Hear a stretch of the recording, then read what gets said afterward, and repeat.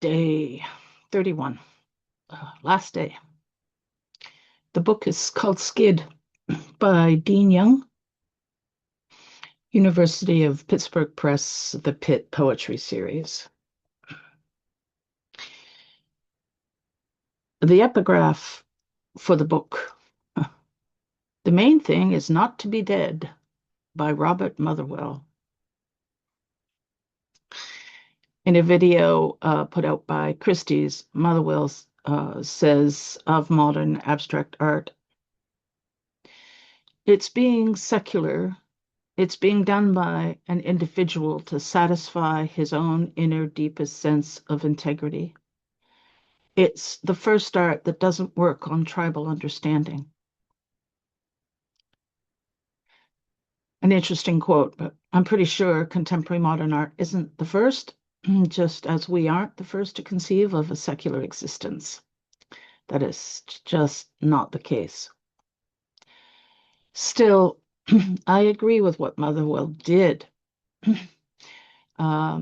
He used marks like music rather than as parts of an argument or a rhetorical present. It wasn't, his images weren't to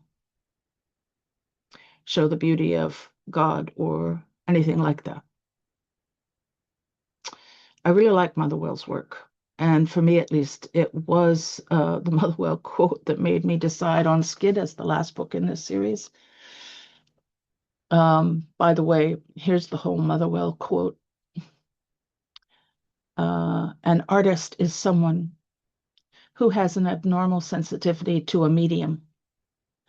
The main thing is not to be dead, and nearly everyone is dead, painter or not. Only an alive person can make an alive expression.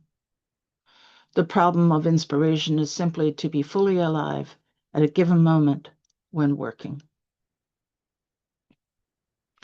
You can also find the quote in Frank O'Hara's book, Robert Motherwell, with selections from the artist's writing. It was put out by the Museum of Modern Art in New York.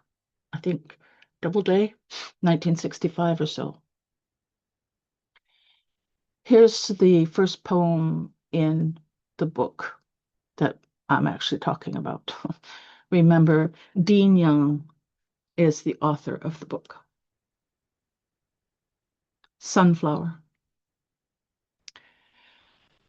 When Dean Young vacuums, he hears not just time's winged whatchamacallit hurrying near, but some sort of music that isn't the motor or the attic or the sucked up spider's hosannas or his mother pounded into a rectangle or what's inside him breaking, because the only thing conclusive all those tests showed is inside him is some sort of crow, so unsure of its crowness, it thinks it's a stone, just as the stone thinks it's a dark joke in the withered fields, and has to be so opaque to keep all its ketchupy light inside, because you never know what son of a bitch is hanging around waiting for a chance to steal your thunder.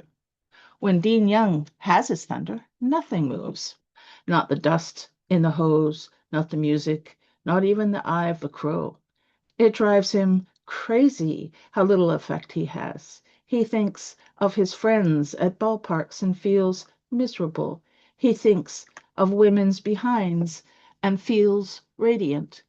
He's afraid how he invented running by moving his legs very fast will be forgotten, attributed elsewhere. He can't resign himself to losing the patent on masturbation. On the other side of the back of his head hangs his face, which he puts strawberries into. He dreads strawberries because their mouth is bigger than his.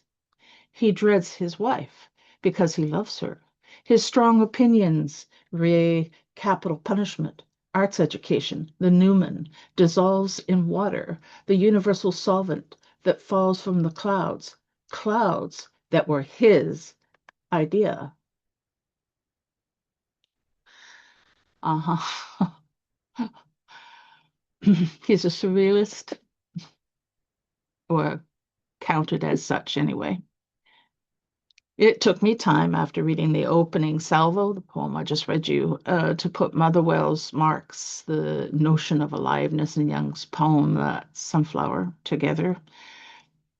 Even now, I'm not sure that I can describe it in words, but I can sure think of it in terms of brushstrokes and wild arcs of color. Maybe that's enough. Here's a couple of lines. In Paris, people say things even a rhinoceros couldn't understand, because their lips are reenacting the coronation of Louis the 116th. The whole book is like this. I wrote a poem once called Acid Trip in a Train Station. Skid is like that, but better. Like flashes of its color and light, like the aurora borealis on your bedroom walls and ceiling, bed, and carpet. You'd have to walk through the light to get to the door. My favorite poem in the book is Gaga Gala. The outrage at the poetry art industrial complex. Here, these are the first few lines.